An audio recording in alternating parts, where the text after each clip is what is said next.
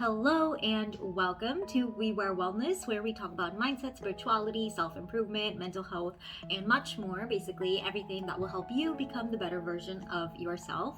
And today I want to be talking about, resolutions to set in 2022. The new year is approaching, and it's always, a good time to start thinking about habits to incorporate or things to change in your lifestyle that will help you live more in flow and sort of happier, and those habits that are hard to do but really have a big impact on your life, in the long run, like something like working out and or waking up on time, so things like that. So let's get started. I've created a list of 10 top 10 resolutions to create in 2022 if you are looking to really take care of your mental health especially, and just become a lot happier, and feel more fulfilled in life. Okay, and I'm covering the different aspects of wellness, so there's mental, physical, and emotional.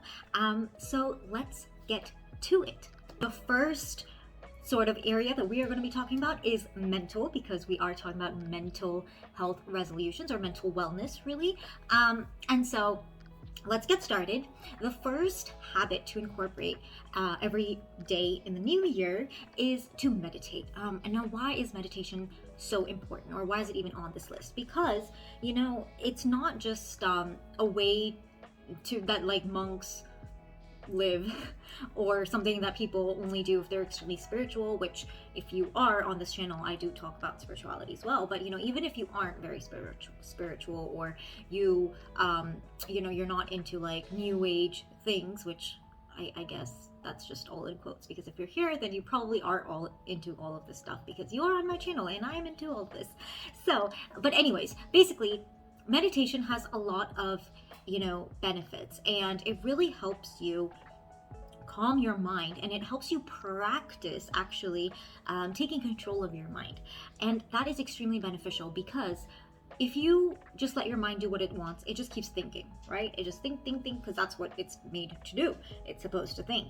And those thoughts can easily go into negative, and that spirals down into anxiety, depression, self-criticism, feeling nervous, bad, like low self-confidence, all of this. And this is scientifically proven. This is not like anything that I am just making up over here. And so so the key is really, your mind is going to think. So you need to learn how to harness your mind, or you choose, what thoughts you give power to. And that is where meditation really comes in. And you don't have to make it fancy. It could just be 5 minutes. And if you want to start off with just 1 minute, I highly recommend you start somewhere and just practice focusing on your breath, not letting thoughts, not letting yourself get distracted by thoughts. And if there is a thought, like if it comes, just think, just think, ironic, but just label it as thought. Like if you are just, imagine you're on a busy street and you see a lot of cars going back and forth. So those are your thoughts, and you're just watching them come back and forth, and you're not running after the cars. You just label it as car. Yeah, that's a car, but I'm not going to go chasing the car, right? You're not a dog. So just like that, do the same thing with thought. So if a thought does come, just label it thought and then let it go. It's okay. Don't get hung up on the fact that you had a thought, because you are human and you have a mind, and your brain likes to think. So that is meditation, and meditation will really, really help you feel much more calm. It will help you beat anxiety. It helps you be more focused, concentrate, and of course it has the power of really changing your life, because you get to choose what thoughts you have, and that's huge. So the second healthy habit that I want to share is journaling. I journal every single morning. It's part of my morning routine, and it's really, really helpful for letting out your feelings, your thoughts, and exploring emotions. Like if you're feeling angry or sad and you don't know why, it's really hard, right? You don't know why you're feeling it, and so you can't do anything about it, and you might turn to eating food or alcohol, or something else, Netflix, to escape the emotion, and that doesn't help anything, because the emotion is still there. But when you journal, you can express your emotion and try to dig in deeper into why that emotion is there. Come up with the thought that has led to this emotion, and then you can try to change the thought. That's what I do literally every day. And journaling really, really boosts self-awareness. If you don't know yourself, then if you don't know how you think, and you don't know your true qualities, not like your favorite color, but your who you are, what type of things you truly like in life, what your values are, what you're grateful for, all these things that you can journal about. If you don't know those things, then it's really hard to improve yourself and also live a life that's fulfilling, because you won't be able to satisfy yourself. You don't know what satisfies you. You won't know what's wrong when something is wrong, right? And when you are happy, you won't know why you are happy. And so then we all so many of us, we do sometimes just go in this days of like autopilot mode, where we just walk around like robots and do the daily thing. But when you build self-awareness, you can suddenly really feel connected with yourself, essentially. and then bring back meaning into your life. So that is journaling. The third one is writing what you're grateful for, just having a gratitude list. This is obviously very, very beneficial to develop a positive mindset, to boost happiness, to make you feel good, to start your day off on a good note. I mean, you don't have to do it in the beginning. You can do it at night as well, or anytime during the day. But just, practicing being more grateful is huge. It's really, really something that can radically change your mindset from negative to positive. So if you, are ever feeling low, then just try to think of things you're grateful for. And if you can't think of things you're grateful for, think about the things like that. If you didn't have them, life would be so hard.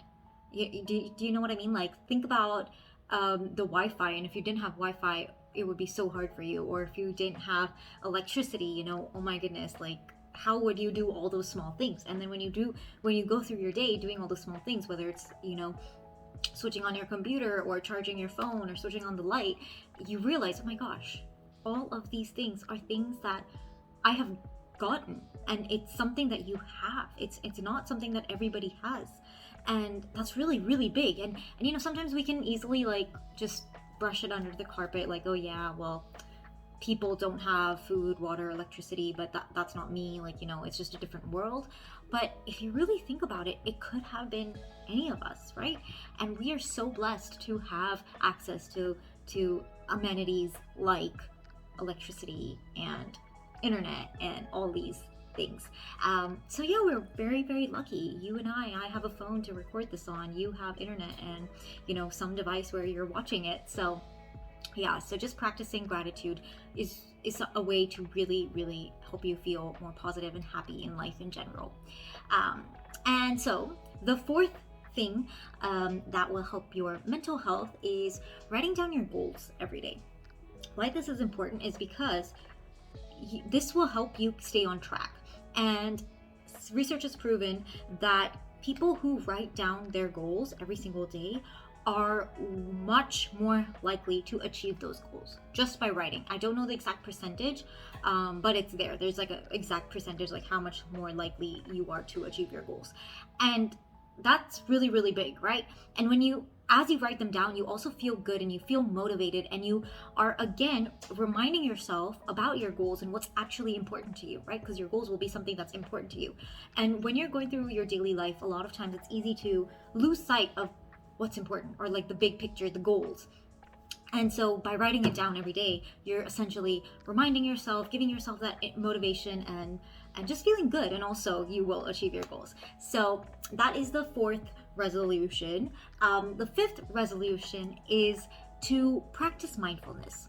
And in this, what I mean is to just notice the things around you. It's that simple, actually, but it's not necessarily easy. So make a commitment to take some time out every day. Maybe you put an alarm on your phone, or maybe you have an object like a hair scrunchie, and every time you see this hair scrunchie, it's your reminder that you are going to pause and just maybe take a look at what's around you. Maybe say 5 things you can see, 4 things you can hear, 3 things you can taste, that 5, 4, 3, 2, 1 mindfulness technique, which I will put in the description, I guess. But yeah, just label the things that you have that are around you, that you can hear, you can sense with your 5 senses, your touch, your smell, your taste, your oh my gosh, why am I blanking? But what you can hear, and what you can see. So just labeling these things really helps you come back to the present moment, and that's just a mindful moment, and that really again helps you from getting lost in your thoughts or just being in autopilot mode. It helps you come back to the present moment where life is happening, because we only have the present moment. There's future is made up in your mind, and the past is also in your mind. It's a memory. So the present moment is key. So come back to the present moment, and just practicing this is really, really beneficial, again, to be more positive and help with your mental health overall. The next category that I wanted to talk about is physical wellness, which all obviously helps your mental health, and it's overall good for your body and your mind because they're all connected. So I'm just these are pretty known items, so I'm just gonna go through them, but really do keep them in mind. So this would be the 6th resolution. So try to move your body at least 3 times a week, whether that's just stretching, swimming, dancing, going to the mall and walking, whatever it is, but do get some sort of physical activity, because that is really, really important for your mental health and for your overall wellness, not to just keep you in shape, but also to boost your confidence, to release emotions, and feel good. There's so many benefits, of course, you probably know them, so I'm not going to go deeper into that. The 7th resolution is to eat well. Of course, now this is also something that's very obvious, but one thing maybe that we don't think about a lot is that what you eat affects your digestion and your gut, obviously, and your gut affects your mood. So if you want to take care of your mind and your mental health, you have to take care of what you eat, because it's all connected, and your gut is like your second brain. And it's a lot of emotion and I don't know, I think like the nervous system, there's a lot of connection between the brain and the gut, and the lining in the gut. So yeah, so take care of what you eat, eat healthy, try to avoid junk, try to avoid processed foods.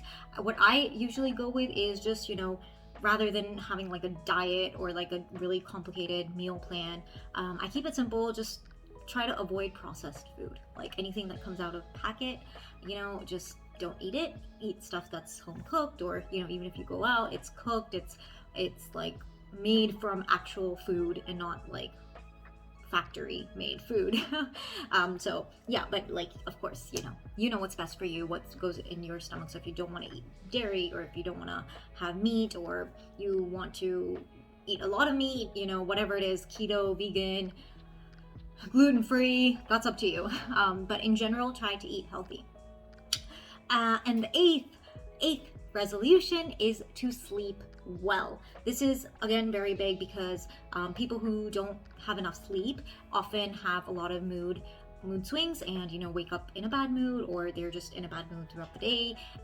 It helps with your focus, your concentration. Again, I mean, there are a million benefits to sleep. We all need it, and we can. The reason why it's on this list though is because we get so busy in our lives, and we think, oh, we can just postpone our sleep or sleep really late and catch up on it on the weekends, or do something else. But sleep is crucial.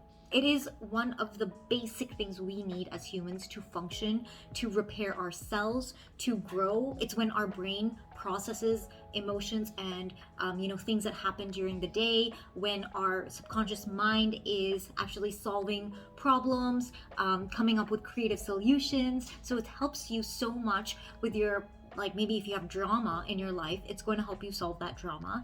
If you are indecisive, or if you have a big decision to make, it's going to help you with that. If you are just wanting some creative juices for work or for a project, it's going to help you with that. So sleeping really, really helps. Make sure you get at least 6 hours, but really it should be like 8 hours, so 6 to 8 hours a day, and then you should be fine. The last bucket that I want to talk about is emotional wellness.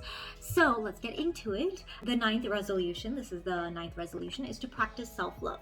We are so quick to beat ourselves up, right? To criticize ourselves, bully ourselves, say we're not good enough, we're not pretty enough, we shouldn't do this, we can't do anything right. If we make one small mistake, we make it seem like, oh yeah, of course, I'm a failure, or of course I can't do it right? But instead of that, try practicing self-love, compassion. Build yourself up, encourage yourself. When you have a thought against yourself, try to think about it and question it and prove it wrong.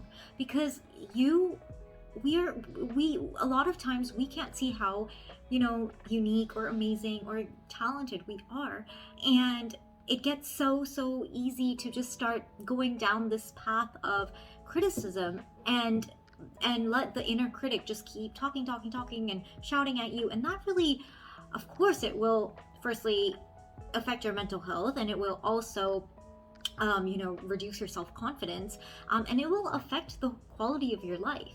And so if you really want to grow, actually, if you want to do anything that any of the previous resolutions, you have to love yourself, because you need to encourage yourself. And loving yourself also does not just mean about like saying nice things to yourself, but also when you love yourself, you take care of yourself, you prioritize yourself, right? Like if you loved someone else, like let's say there's a baby and you love that baby, you will take care of it, you will bathe it, you will feed it, you will make sure it sleeps on time, you will make sure it gets exercise. If babies need exercise, whatever a baby needs, you will make sure the baby gets it.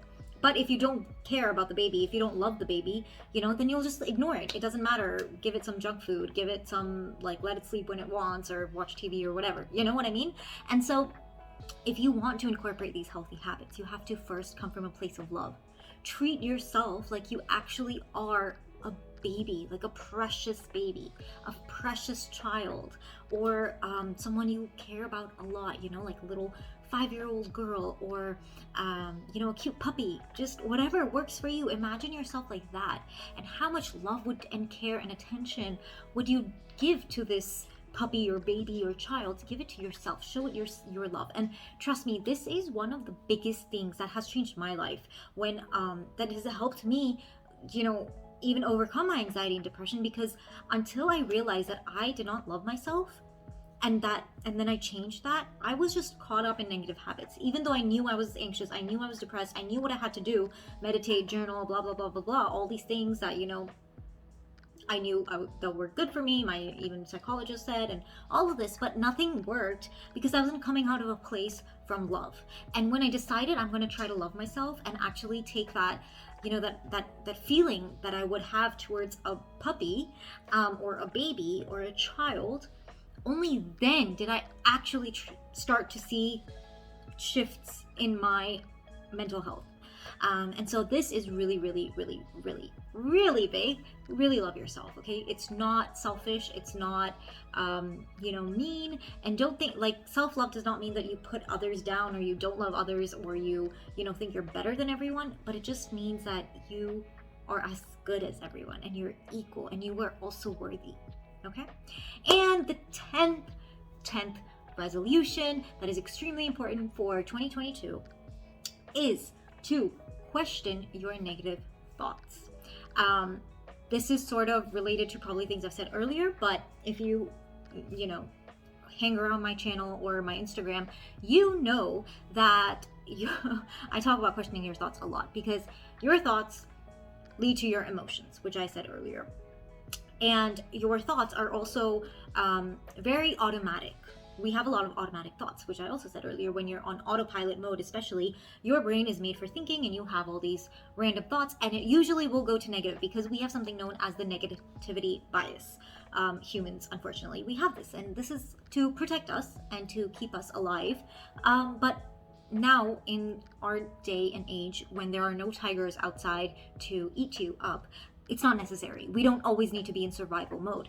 And so basically, long story short, coming back to my point, is that that survival mode always comes up with the worst case scenario, or the negative thoughts, or what if this happens, or what if that happens, and blah blah blah. And so that's why when you have a conversation with someone and then you leave, your brain automatically goes like, oh, what if they didn't like me, or what if I said something wrong, or what if I made a mistake, or what if I messed up that opportunity. But we need to question those thoughts, because mostly those are not true, and those negative thoughts are causing negative reactions, negative emotions, right? So question your thoughts, because so many thoughts that we have are just stories that we tell ourselves. Seriously, that like, I cannot do this, or I can't build a business, or I have to work 9 to 5, or I have to work hard to be successful, or I have to, I cannot make enough money, I can never save money, I cannot budget, I'm bad at budgeting, I'm bad at money, I'm bad at time, I'm bad at, working hard or being disciplined, or I'm good at being disciplined, whatever it is, whatever your story is, all these thoughts, these negative beliefs, question them. Don't let them run your life, because you will find proof that they are wrong, most likely. And if you don't, maybe there's another way to question them, okay? If there's something overarching that you've not seen in your life, like maybe, I need to work a 9 to 5 to be happy. Maybe that's your thought, and you can't see any evidence in your life that would tell you otherwise. You can look at evidence from someone else's life. Like, you can think of, a business owner, or someone else who maybe a friend, an entrepreneur, a baker, somebody who does not work a 9 to 5 and is very happy, right? Or maybe this is a strange example I gave, but you know what I mean. So question your thoughts, and it will really, really, really, really, really, really help you. But these last 2 resolutions, I understand they're a little like vague. It's not like they're like a checklist item that you can just tick off every day. It's more like a practice. So make these last 2 resolutions more of like a practice to do every day, and as often as you can. Make it a lifestyle, right? And of course, like, you will get better at it, so don't fret. And yeah, that's all I have for today. I hope these resolutions helped you. I am sure if you follow them, then you will be really, really entering a much more positive state of your life, and a positive mindset, and you will be able to improve and hit your goals and achieve the things you want to, and really feel great about your year in 2022, I'm sure. So yeah, let me know what your resolutions are in the comments, and if you will be using any of these ones. And yeah, we will chat again next week. Take care, love you all, and of course, please do like and subscribe if you like my content, of course. And if you do like the video, then like it as well, and comment below, because these things really do also help other people find this type of content, other people who might need it, other people who are struggling, other people who don't know all this and don't realize the power that, for example, self-love can have on them. And just your likes and comments and subscriptions on my channel really help reach other people who would benefit. So yeah, thank you so much for doing that, and take care. We will chat next week.